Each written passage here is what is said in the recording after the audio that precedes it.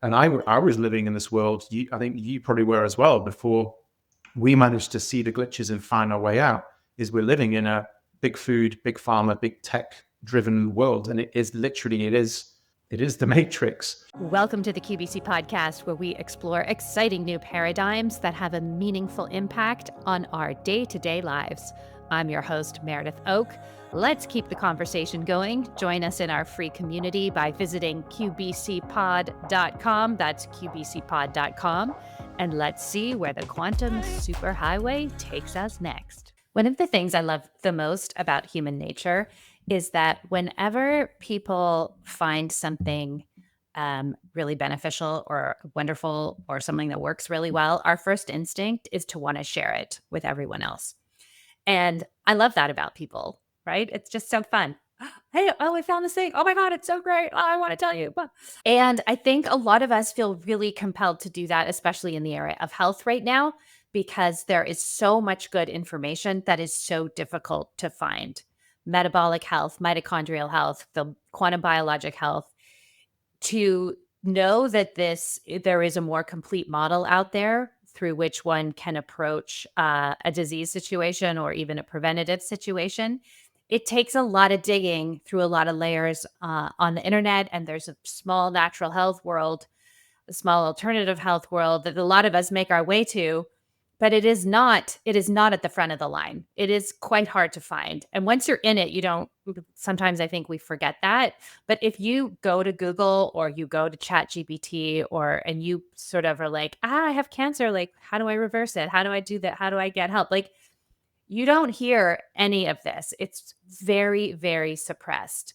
And we've all realized, I think, that the institutions around us, whether it's the media institutions or the education institutions, are not going to step up. If they were going to step up, they would have done it. There is enough evidence. There are enough results. There are enough case studies.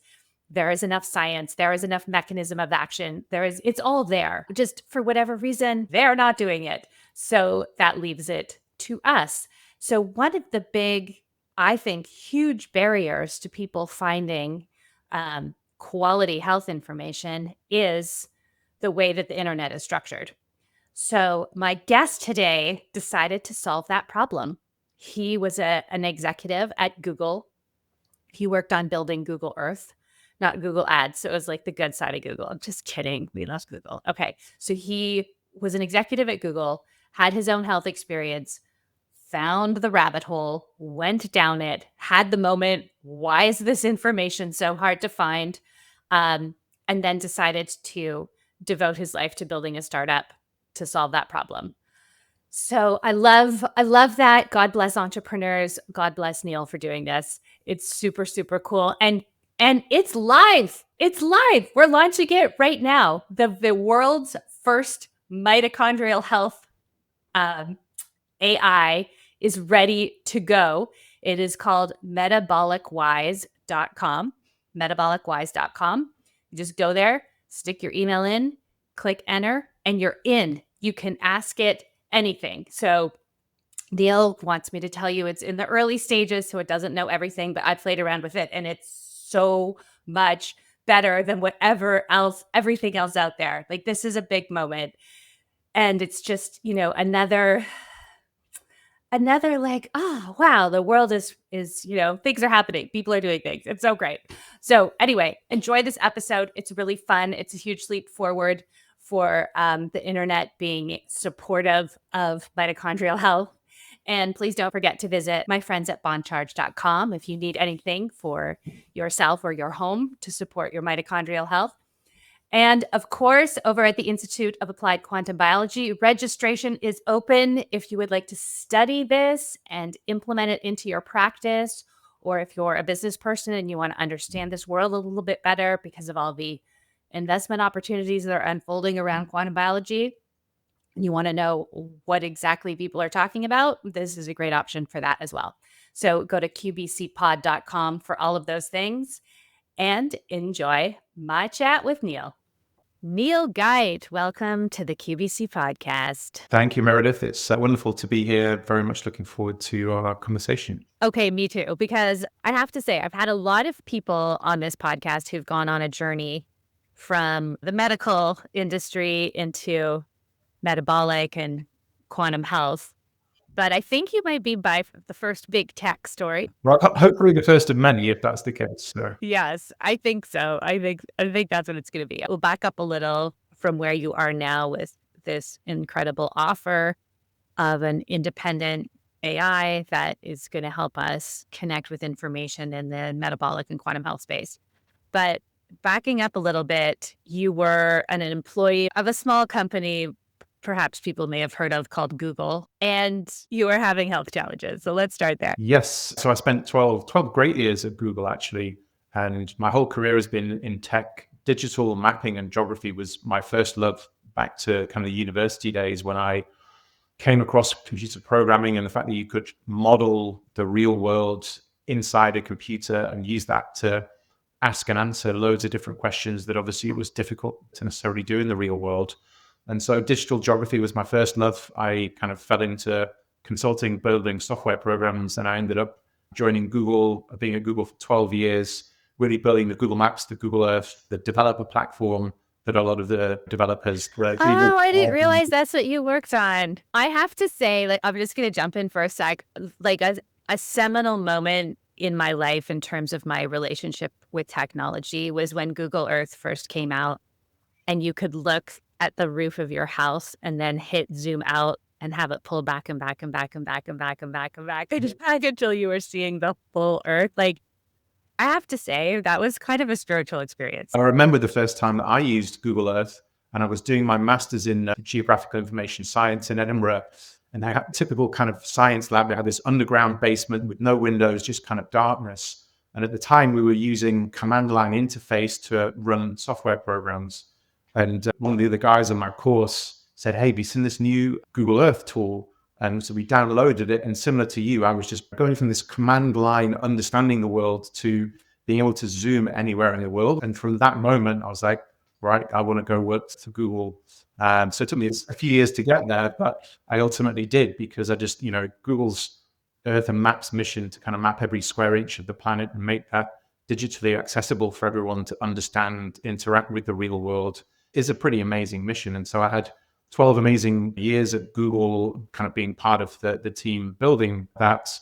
But as we said, I also then had kind of, I would say, my own health journey in parallel, which led to me in the end deciding to leave Google. So yeah, happy to dig into that. So what was going on with your health? If we'd have spoken probably about 11 years ago now, I was 260 pounds. I'm pretty sure that I was pre-diabetic, and I'm sure fast-tracked to many of the major chronic diseases. And that was just travel, lifestyle, work, thinking that sleep didn't matter. And ultimately, I hadn't connected the knowledge of how what I consumed and the kind of the environment that I live in and what I did to my body actually had a huge impact on health. My kind of turning point, the seminal moment, was becoming a father and my daughter's christening. Sport had always been a big part of my upbringing. I swam a lot, played rugby, did a bunch of other tennis, different sports. But I was so out of shape at my daughter's christening. Family, friends, and kids were playing football, soccer, kicking a ball around. So I went to join in. And literally after 2 minutes, I had to sit down because I was out of breath. And I just had this seminal moment of, how can I be an active father if I can't even spend 2 minutes kicking a football around? Kids are running circles around me. And so that just set me on a slightly new path, because I had the right motivation to be the best father that I could be. And so I just started to learn and educate, be more conscious about what I ate, put better foods in my body. I started exercising more. Before I knew it, I'd signed up to a sprint triathlon. I absolutely loved that. And then went down the slippery slope into the kind of endurance, ultra endurance world. So I kept on doing longer and longer triathlons until I eventually did a couple of full Ironmans. And so it was through that I really got introduced to metabolic health, because when you're pushing your body for 9, 10, 11 hours straight, understanding how your body creates energy is really important. And so through that, I was amazed to learn that your body actually utilizes fat as a fuel source as well as carbohydrates, because the mantra and the paradigm is sugar and carbs. If you don't have that, you're going to bonk after 2 hours and your body is going to stop working. And so a lot of my time through that was focused on more lower carb approaches, making sure I had metabolic flexibility to utilize different fuel substrates because it makes you more efficient as an athlete. But also, as I came to realize in later years, it's much more healthy for you from a longevity perspective. And so I would say that was my kind of first journey myself. But even through that, I hadn't connected the dots of just how important our mitochondria and metabolic health were. I thought I knew a lot, but actually didn't. The second chapter of my journey was really then the impact of chronic disease on different family, loved ones, and friends. So I had very close family members being diagnosed with autoimmune diseases, with depression, with bipolar, different cardiovascular diseases. But it was about 2.5 years ago, almost 3 years ago now, a very close family member's stage 4 cancer diagnosis really got me digging into what causes cancer, how do you stop, how do you reverse cancer? And I came across the amazing work of Thomas Seyfried and Asher Winters and the metabolic approach and theory of cancer. And as I dug into that and realized that ultimately cancer is really a metabolic mitochondrial disease that is reversible and preventable through natural metabolic therapies. And there are thousands of examples out there on the internet of people having amazing success. That kind of blew my mind, that because the common paradigm that you read about through the news outlets, through all of the current technology platforms, is cancer is a genetic disease. It can be caused by environment and toxins and so forth, but ultimately chemotherapy, radiation, immunotherapy are the only ways to treat it. But even at stage 4, often they just extend life. They don't tend to reverse stage 4, whereas there are thousands of stories out there of people putting stage 4 cancer into remission. So that really got me kind of understanding that the vast majority of these chronic diseases are preventable and reversible. And I was still at Google at the time. And I remember having this seminal moment of back to kind of Google Maps and Google Earth. And one morning before my day, I just remember thinking, the world of digital mapping is in pretty good hands. Everybody knows Google Maps, Google Earth, Apple Maps. It's such a pervasive part of everyone's lives. And I then had this knowledge around how important mitochondria and metabolic health were.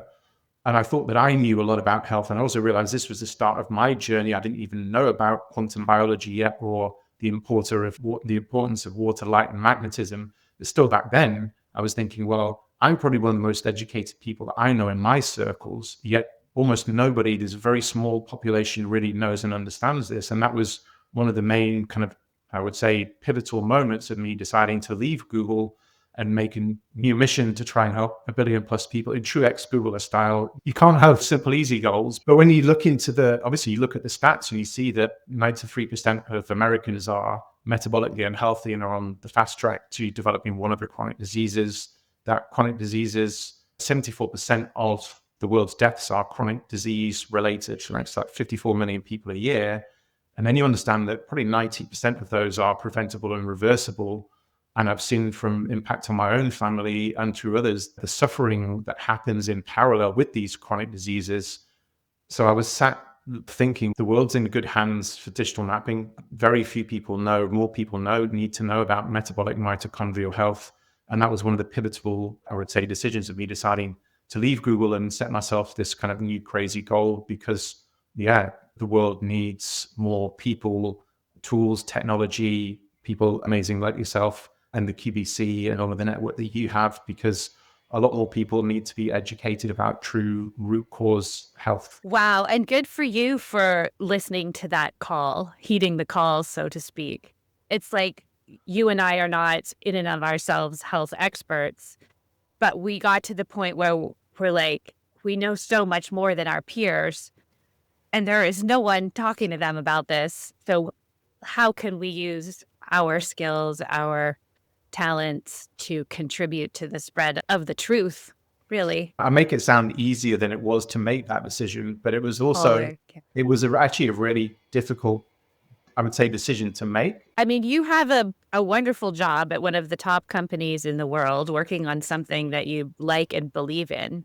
That is huge what you did. Huge. Talk us through it. Part of my continual learning journey is for years, I tried to get more into meditation, but never really saw the benefit. I stopped, started. But around the time that a lot of this was happening, I'd managed to get back into the habit. And so, but I was just doing guided meditation, kind of 20 minutes a day. I went to the Metabolic Health Summit, which is one of the kind of conferences events in Florida. So this was back maybe 2.5 years ago. And, I'd obviously spent the last couple of years reading a lot into metabolic health, reading books, kind of devouring content and learning. Being at that conference and seeing people like Ken Dickman present and all of these people that have been reading their work and being surrounded that community obviously just gave me a lot of sense of, wow, there's a really amazing community around this. But I got back home and the following morning I was doing my meditation. And again, just a guided meditation, all of a sudden my brain just switched into a different mode, different gear. And it was like the last kind of 20 years of different experiences all just kind of collided. And this experience happened. Maybe it was like 10, 15, 20 seconds, but it was just such an out of body experience. And that was when this notion inspired by others that I need a new North Star. I need something audacious. And that's when I came up with this, right? My mission has to be to help 1 billion plus people to become metabolically healthy. But I remember coming out of that meditation and immediately it was the negative thoughts. How are you going to do that? Who do you think you are? You don't actually know anything. All those negative things started, but I listened to enough podcasts about that negative chat. And so I went into the bedroom. My wife was just waking up and I just said, I have to share this with you because if I don't share it with someone, then I might well chicken out of this and kind of not do it. So I shared it with my wife, and just even that accountability of putting it out there helped create the seeds for me to ultimately follow that. But still, you've got this head versus heart of exactly what you just mentioned. You've got a great job, a great team, a great company that you love. But the counterbalance of that is actually there are people suffering out there with all these diseases that need help and access to information. And it hasn't been an easy last kind of couple of years transition out of that, but it's very pure and purposeful. And that gives me, I would say, a lot of the drive to continue to try and build technologies and tools and other things that help people because the world needs it now more than ever. Well, Neil, well done. I think a lot of people hear the whisper of inspiration and it's like, what? No, some people maybe aren't in a position to do it financially or otherwise, but to be able to connect to that calling, to feel that higher level inspiration and see a way that you could help to meet a need in the world is really inspiring. So thank you for following it. I understand it was not straightforward. No, These things never are. No, I sometimes hear myself thinking, yeah, and then we did this, and then we sold our house and moved to Louisiana for a year. People are like, yeah, but like the actual micro decisions and aren't we really going to do this? Oh my God, like what? I totally agree. And that's why taking inspiration from people like yourself and others. So I was listening to a lot of different podcasts at the time and others talking about through those challenging times. And I think so much of it is back to, as you say, connecting a little bit more to the universe or kind of whatever you call it. And I've been pulled in this direction for many years, but it was getting stronger and stronger and stronger. And that's just where I had to tune into that and say, no, I think this is what I'm supposed to be doing. So let's take a different turn in life and see where it leads. Yes. And this is, I think, one of the sort of unintended consequences of having really healthy mitochondria is that our mitochondria, as we know, are antenna to our environment, but they're an antenna to all kinds of energy. And so our ability to be inspired, the kinds of ideas we're going to have, our ability to see a vision, I think all of these things are enhanced. Even if we're just starting out to like, oh, I'm just going to improve my health a little. It's like, that is only the beginning. It is. I totally agree. But this is also back to, I think, I would say one of also the reasons why we're calling the service Metabolic Wise, because there's this element of wisdom which has been there for the generations that knows this, that I think has been lost a lot through the last 50, 60, 70 years.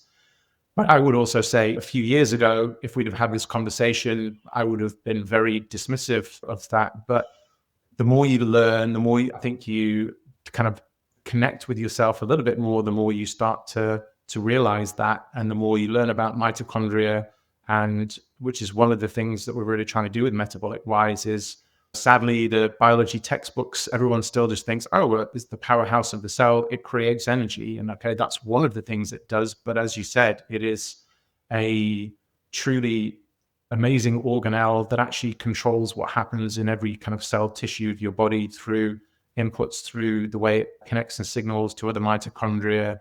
And the more you learn and understand that, then the more you start to get curious. And so trying to build this into a service to meet people where they are, that help lead people there, because it's a journey for everyone. But I've come to realize that they are, way more powerful than even I ever thought. I mean, even right now, probably way more powerful than we understand. Even right now, the science is pretty amazing each day, week, year that goes by. Yes. And I think we're just at the very beginning. The field of quantum biology is exploding. There are independent labs being funded all over the place. Even some universities are starting to have quantum biology labs, which is interesting because you can't actually study it in undergrad. Like this decentralized phenomenon of curious scientists who see the validity of it. Then coupled, I think we now have a lot of investment from people who can see potential technologies and products coming out of it. So I think that's where a lot of the funding has started to come from, which brings it back to what you and I are focused on, which is making sure that the knowledge can be distilled down for regular people in their day-to-day lives. And if someone develops a light-based cancer treatment that's FDA approved in 10 years, like amazing. But right now, right this minute, and that's where I see what you have built to be just so crucial and important. And I would love for you to explain what it is. Yes, of course. Firstly, I would also, through this, I would love to hear, I would say, your feedback. I know we gave you access and you've had a little bit of a play around, but let's start with the problem that we're trying to solve, because I think it's always great to have that as a lens. So the problem we're trying to solve, as you and most of your listeners, I think, know, our healthcare system and the knowledge and technology are generally very good at acute care, but they really fail at chronic disease because they're managing symptoms, not really looking at root cause. At the same time, everybody's lost in a sea of conflicting health information. So for every article you read about something curing cancer, you'll read that it causes cancer. So there's all this conflicting information. And the main resources that people go to, like Google, ChatGPT, etc., they don't have metabolic root cause understanding of the major chronic diseases. So the answers reflect the majority of the science, which has been big food, big pharma, big tech driven. And so they're focused on isolated biomarkers rather than actual health outcomes. And there is a lot of amazing kind of metabolic and quantum biology science out there, but it's dwarfed by the 90% of all of the rest of the studies, which are focused on very individual specific kind of mechanisms. And so what that leads to is when you go to Google and ChatGPT and you ask what causes cancer, how do you stop, how do you reverse cancer, you won't get any mention of metabolic therapies that actually fundamentally understand the disease at its root cause. You will get a reflection of chemotherapy, radiation, immunotherapy, all of these kind of, I would say, different standard of care, which generally don't tend to be very successful at reversing stage 4 cancers, whereas metabolic therapy has been very effective at reversing stage 4 cancers. So that's the problem we're trying to solve. So what have we built? We built an AI-based tool called Metabolic Wise, which really uses AI and technology to really map and understand the world's credible metabolic health science, helping everybody to find evidence-based root cause knowledge and really to help make sense of it all. So we translate complex metabolic and quantum biology science into accessible wisdom through a chatbot interface. And I think one of the amazing things about AI and chat technologies is it can meet you where you are. And so if you have simple questions, it can give you simple answers. If you have more complex questions, you get more complex answers versus kind of the traditional way of having to spend hours reading books or reading articles to find and dig what you want to. You can get to the heart of the question that you're asking. You can get an answer, and we then link to science papers, to podcasts, to YouTube videos, to testimonials, to articles. And that's a very curated set of intentionally so. And so people can then really find and connect with content that can educate themselves. And then they can hopefully go down this kind of rabbit warren of learning. We built in some of the cool features like suggested follow-on questions, which really help to prompt for you to think down kind of different areas. Because when you do look at health and optimal health and disease prevention, mitochondria are a huge part of that. And important into that are all of the signals that it takes. A lot of people focus on food and nutrients, which is one important. Light, water, magnetism are also really important signals that our mitochondria take in that ultimately impacts how they operate. And so how to explain that in a simple way to users, but help build these follow-on questions that pique their curiosity so they can go down the rabbit hole of any specific chronic disease or any aspect of it, to really educate people so people can realize that they actually have a lot more power in their own hands. And a lot of your listeners will know this already, but also I think we all have family and loved ones who aren't necessarily quite on the same journey that we are. So one of the key second users are for those people who want to share content with others. So we've also got a sharing content where you can ask a question, get an answer, click share, and that will effectively share just that question and answer with someone else. So if you have somebody else who's suffering, or you want to share this knowledge, wisdom with some podcast links and some articles and so forth, you can do that in a very simple way, rather than, if I look back at my journey, I'm sure you're the same over the last few years, is, you have to spend hours searching and researching, trying to find the needles in the haystack. And then the person is like, here's my compilation of papers backing up that why I mentioned the blue blockers. It's like, they don't want to read. They just want to know that you're not crazy because they've never heard of what you're talking about. And what I think is super, super life-changing about this is that a lot of the time, when a diagnosis comes through or a health condition reaches a critical point, like the person experiencing it and the people closest to them are in crisis mode. Yep. And that is a tough time to find the energy to research. I often say that the medical system is a crisis management system, and they're very good at that. But they also, in a way, take advantage of it because you're not in learning mode when you get a stage 4 diagnosis. You're in freak out mode, and so anything that can make it easier to get to the essence of what would be useful for you in that particular moment, or for someone close to you who wants to do it. This is a huge unlock, like huge. Yeah, so I really hope it's useful to that. Really, myself have two co-founders, amazing people, Steve and Jess, who both have managed to reverse so-called irreversible diseases. Steve managed to reverse systemic lupus, and Jess reversed LADA, late onset autoimmune diabetes, through metabolic therapy.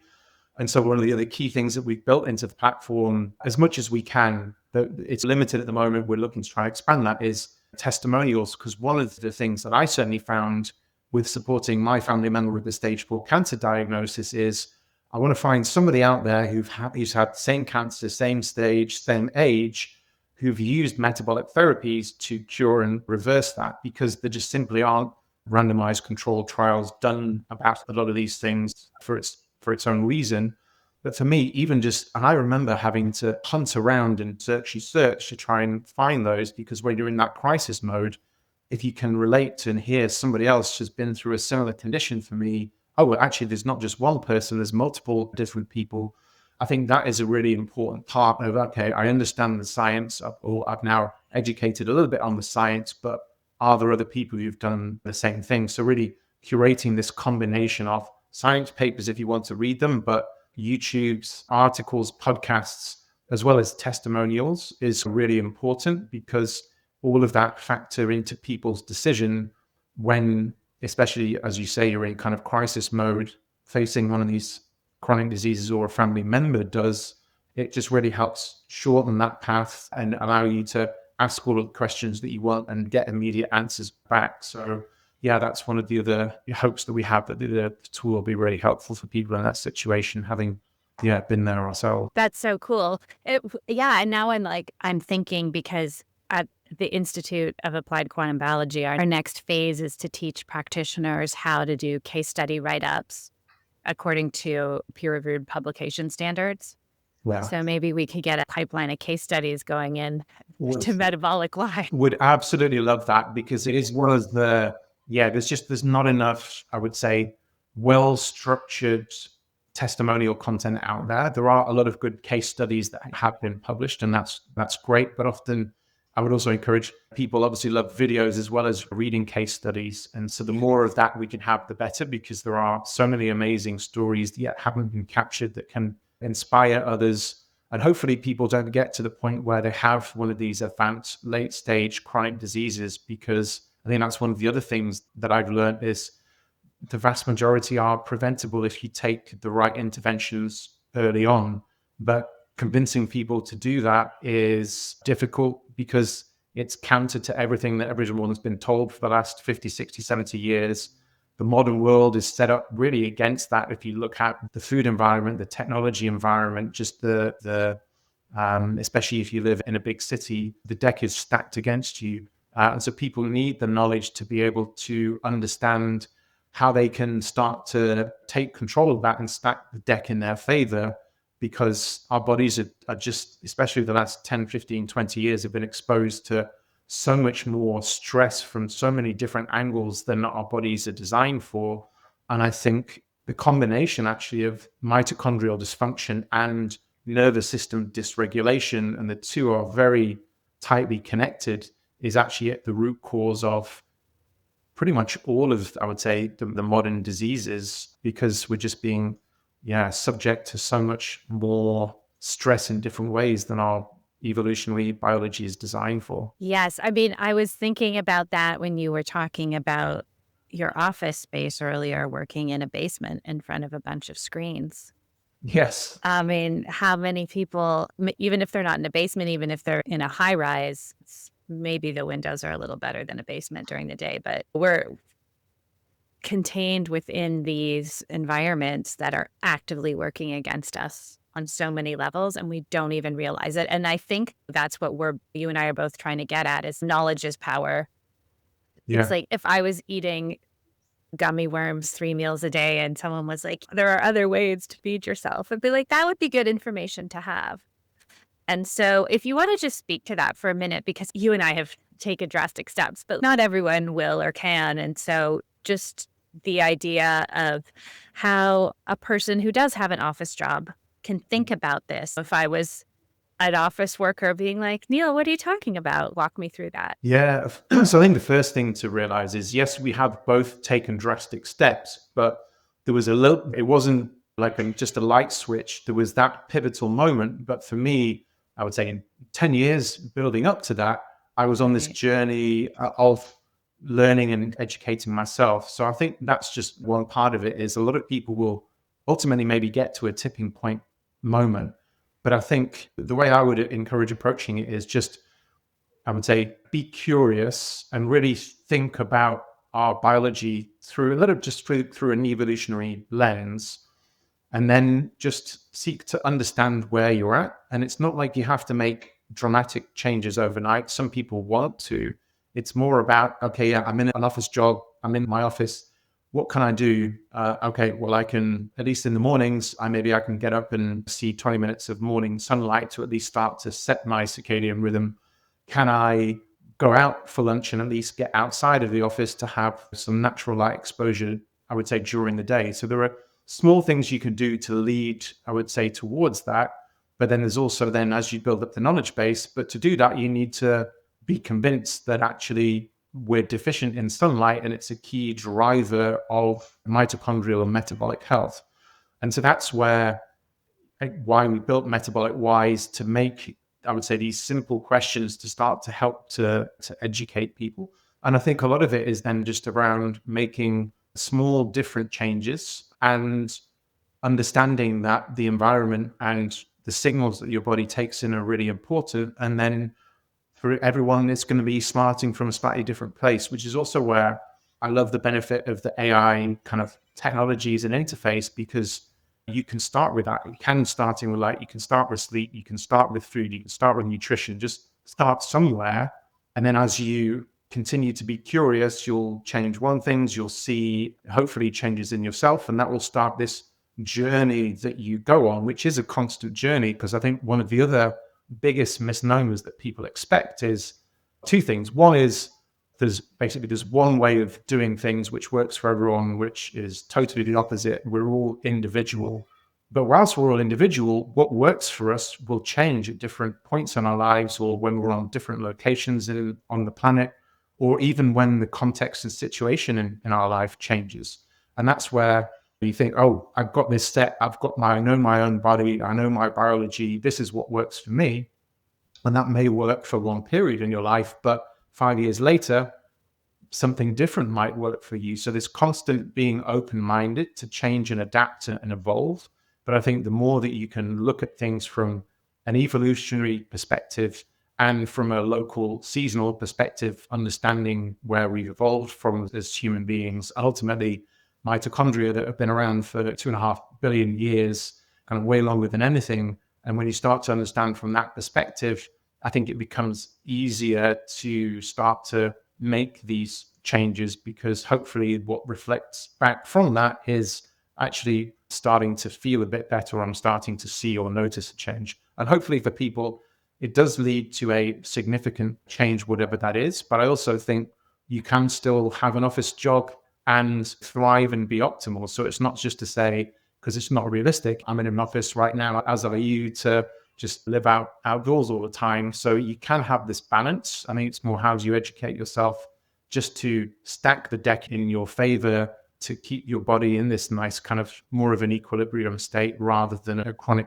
stress state. Yeah, absolutely. And understanding even just like how to stack the deck. It's like, oh, I didn't even know that this was in the bad file. Okay, good to know. And that's where, again, I think the metabolic AI is so helpful, because what I have found, it's gotten a little bit better, but like I'll have a conversation with somebody and then they'll go Google, or they'll come into our community and they'll hear all the quantum biology nerds talking about something, and they'll go Google it, and they'll come back and they'll be like, Google says this is not true, or this is pseudoscience, or this is unproven, or this is fringe science, or this is all nonsense. And it's to be like, well, okay, we've spent the last 5 years wading through all of that, to just send them to a resource that they can trust, that will just bring them straight to the point, right? That is one of the hopes that we have for Metabolic Wise, is it can play that role, because I think we all face exactly the same. And this is, I would say, back to the broader challenges with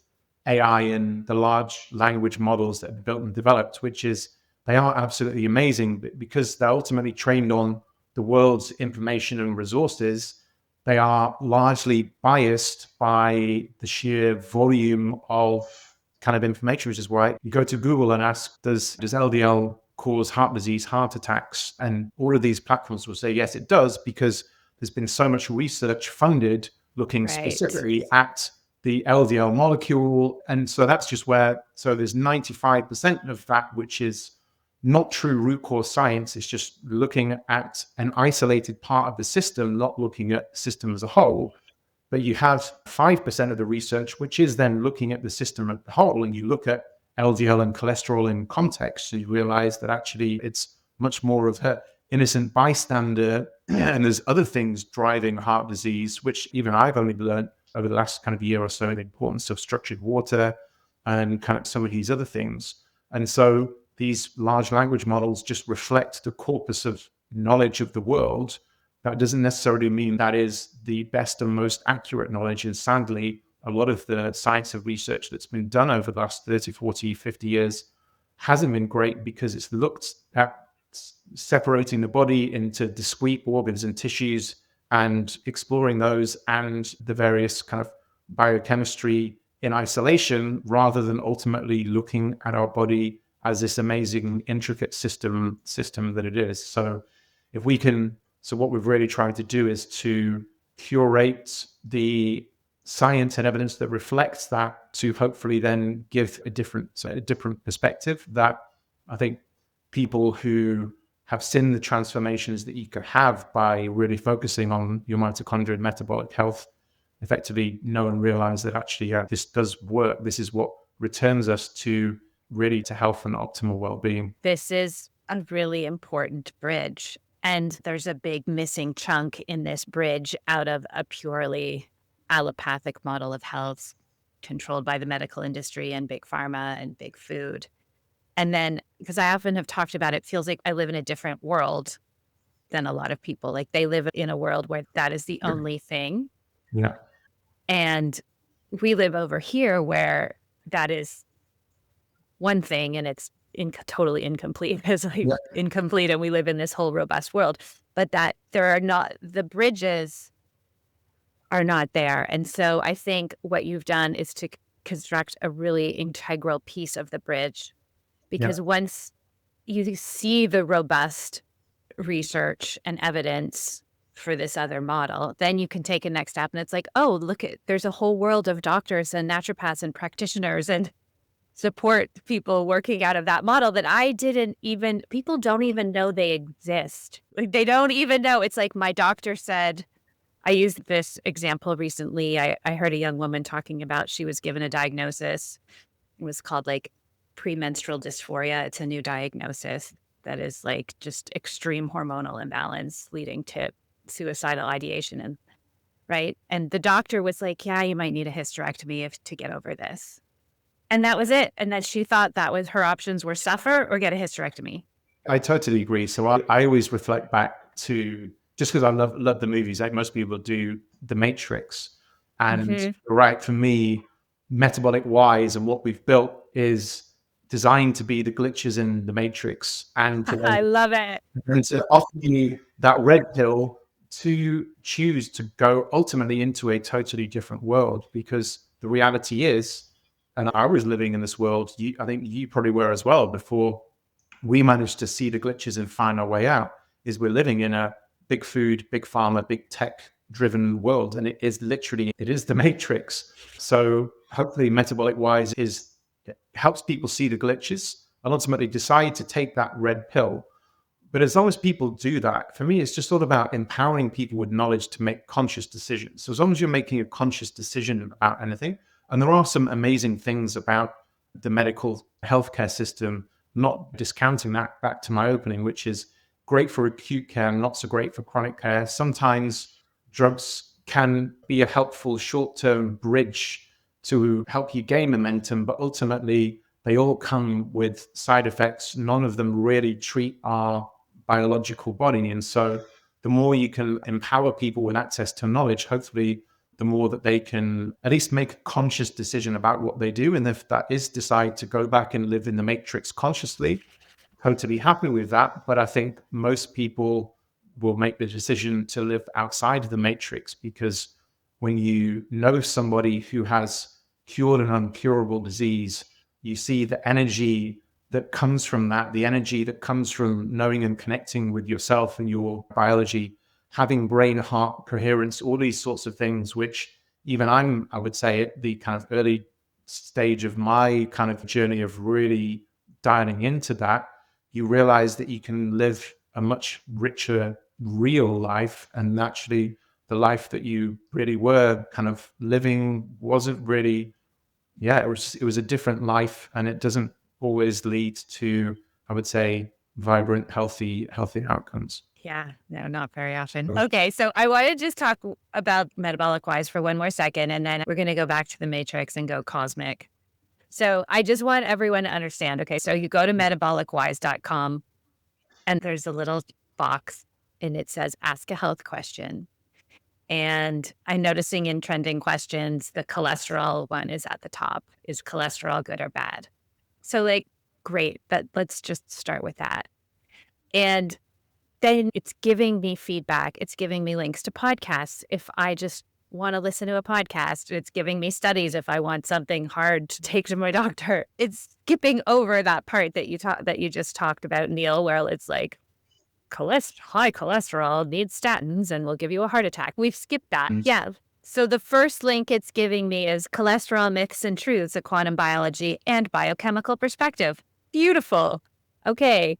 The truth about cholesterol and quantum biology, that's the next link. And then it breaks it down into brains and nerves, hormone production, light sensing. And then there's a list of top references. There's a paper, a YouTube, a testimonial, an article, and a podcast.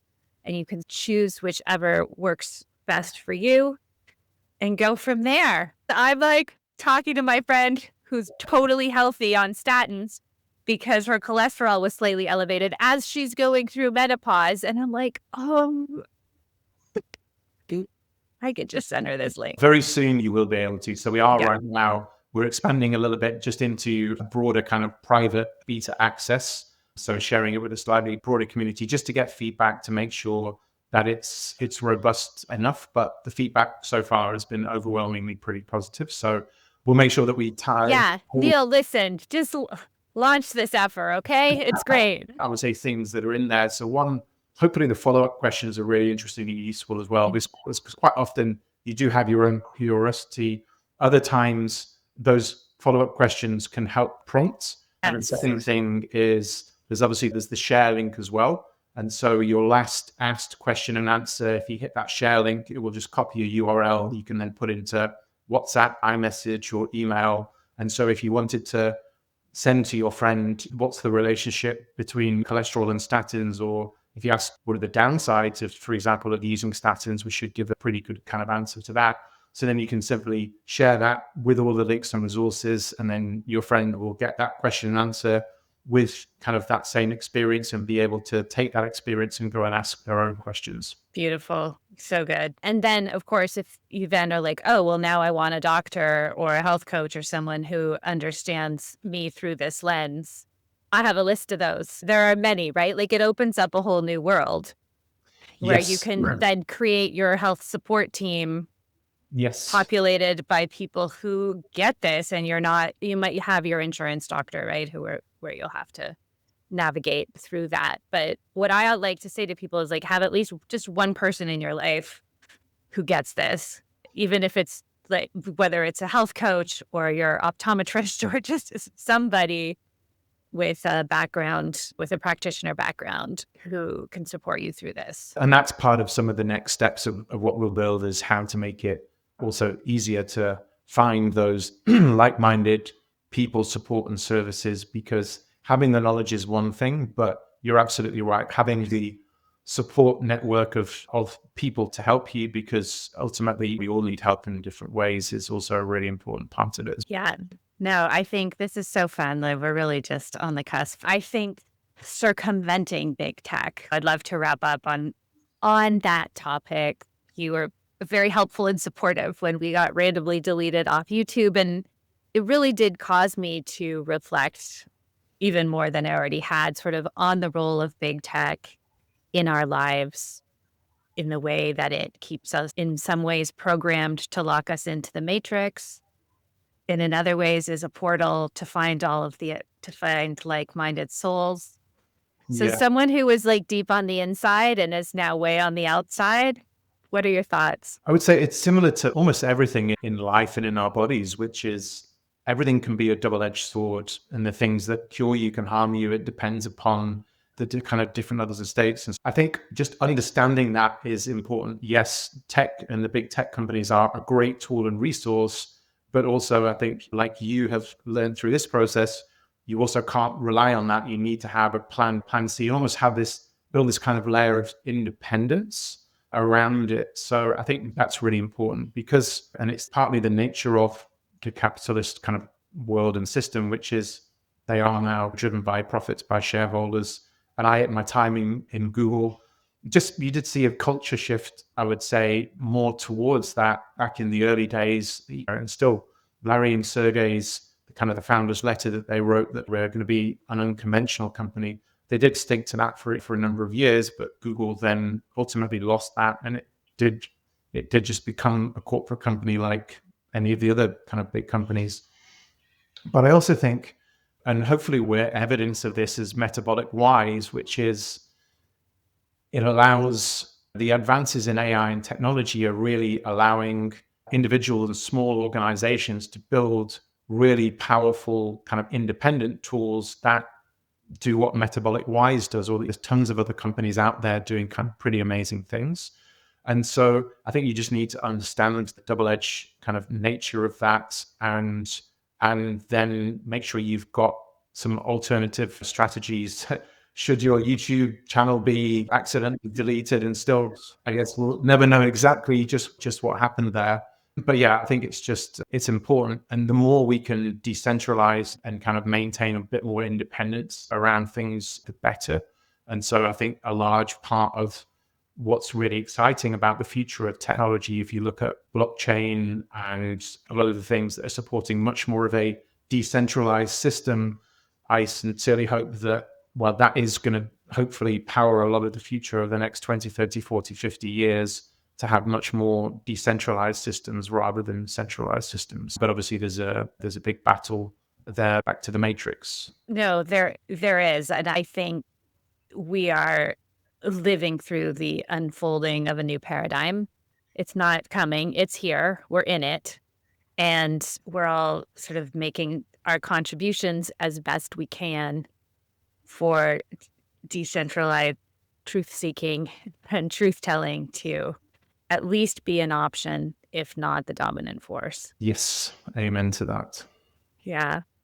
And then just on looking at AI from a broader perspective, I've had several people reach out to me looking to be on the podcast with AI-based health companies, and they're using AI for diagnostics and different things like that. And I just haven't quite thought it through enough to follow up in one way or the other. And I don't have a super strong opinion, but I'm just wondering what your thoughts are on the role of AI from a diagnostic clinical perspective. Yeah, good question. So that's where I think it can be incredibly powerful. And this is back to just the principle: the earlier stage you can spot that things are going wrong to then course correct, the better. So I do think some of these kind of AI diagnostic tools, if they are trained in the right way to spot the right thing, can be super powerful. But the combination of that is, when you understand there's a problem, then what's the solution that's recommended? And that's where, again, it's amazing. We can detect cancer much earlier than previously stated, but then the standard of care is, okay, still chemotherapy, still radiation, still do some immunotherapy. There's very few places that are looking at the natural metabolic therapies that could treat that much more effectively, much less toxically, much using your own body as to heal itself. And so I think there's immense possibilities within that, but so much of it depends upon then what that information is going to be used for, really dictates how good of an outcome it will be. Right. Yeah, that makes total sense. So it could be helpful in where you are earlier and keeping track of things more easily. But again, yeah, the choice of what you then do with that information is. But it's not to get to testing and biomarkers. I've got my own kind of specific perspective on this, because I think the world's gone a little bit too crazy around all of these different testing companies now, 150, like 200, 250 biomarkers. And for me, all those biomarkers are just leaves on a tree. And ultimately, if you tend to the soil and the roots of the tree, those leaves will be the shape, the color, the size that they're supposed to be. And that's going to be different for every single human being in the world, because we're all different, we're all individual. And there are some simple basic tests I think you can do to understand the soil and the roots that I would say negate a lot of this kind of advanced testing and so forth. And I also think there's hopefully some more interesting simplification that comes out of this, instead of chasing optimization of 150 or 200 different biomarkers, which will self-optimize if you have your metabolic terrain and your autonomic nervous system. If you have them functioning and working together, then the leaves on your tree, will be the shape and color and size that they're supposed to be. That makes perfect sense. There are people where the quest for health sort of takes over their life, and then people where the quest for health has been in service of living a full life. So I go on these biomarker spreadsheets. Yeah. It's totally, I am useless at tracking. Every time I've worked with someone who's like, can you track this or that? Or I'm like, "Bleh, I ate breakfast. I don't know. What do you want?" Yeah. So I'm So, not good at that. well, this is where it's back to it. Everyone's different. Some people love the accountability of tracking it. And I would say, Yeah. and so for me, it was actually a really important part of my journey at the start to help keep me accountable. But I think what I've learned about all these tracking tools is if you're not naturally in tune with your body, which I wasn't back then because I was just abusing my body from pretty much every single angle. And when you do that, you are, I would say, and a lot of it is personal context, but I couldn't read my body's signals. So Yeah. tracking and understanding things and getting feedback from wearables and stuff really helped me tune into my body. But then I also found then once I'd done that, I could put those tracking devices away and then I was much more in tune with my body. And so for me, all of the tracking devices are just tools to help people connect with themselves more. Some people need them, some people, don't. But over time, hopefully you can intuitively get to know your body and therefore rely on them less. But sometimes it's still useful to keep track based on what's going on in your life. Yeah, I agree. I think like whatever a person needs to get to the next step, and seeing that data is super helpful. And I did wear an Aura ring for, I don't know, like 6 or 8 months or something. And I learned some really interesting things about that I was not paying attention to. I was expecting it to, I didn't want to wear it because I'm like, it's going to tell me to exercise more. And I know, okay. And I started wearing it and it would give me these little messages. And it was the opposite. It was like, yeah, you haven't had any restorative time today. You might want to take care of that or you're not going to have enough energy tomorrow. And I was like, oh, thanks, Aura. And I actually hadn't, when I was again working with someone who was supporting me, who, was like, yes, you need to like fully rest. I'm like, so unloading the dishwasher doesn't count? No. Sit down. You can sit down and be still.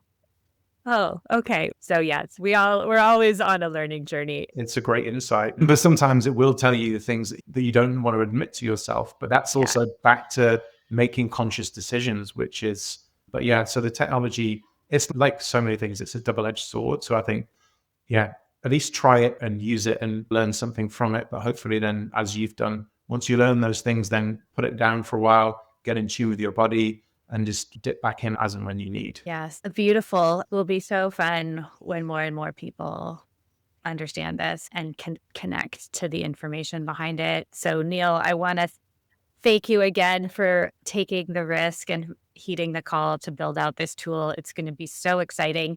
Let us know when people can access it. If they want to be one of the testers, can they do that? Like, what are the plans for Metabolic wise?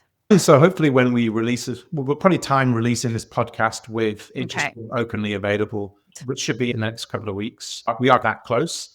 And I would say, look, between now and then, yeah, I'm happy to share with a few others if there's people that are interested to test. But yeah, by the time this goes out, it will be available. So people just need to go to metabolicwise.com and then ask your questions, or there's some trending and pre-canned questions that people can kind of get started. Yeah, and right now there's no login, there's no paywall. It's just we're just there to be used. Is that what it's going to be like? So that is the plan. No login, no paywall at the same time.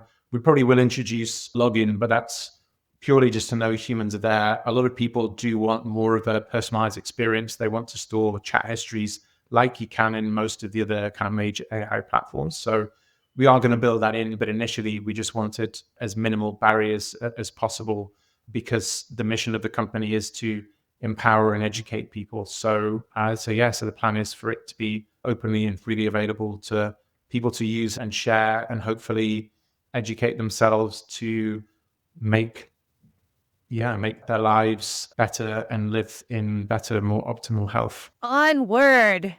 Hurrah to that. And for everyone listening, if you ever wish like you had a really simple way to just get a very specific reference or something to somebody who needs it, this is going to be really helpful to you. So Neil, thank you. And we should chat again. I'd love to check in down the road and see how things are going and what you've been learning from people's searches. I think it'd be really fun. Yeah, we'd love to come back on. Yeah, once we've launched and we've got hopefully a nice healthy user base of people using it. So yeah, I would love that. Thanks, Meredith. It's been, and I would just say thank you again, because if you hadn't taken your leap of faith, I have learned a huge amount through your podcast and through others in the space. Sarah Pugh, she sits on the science advisory board of Metabolic Wise.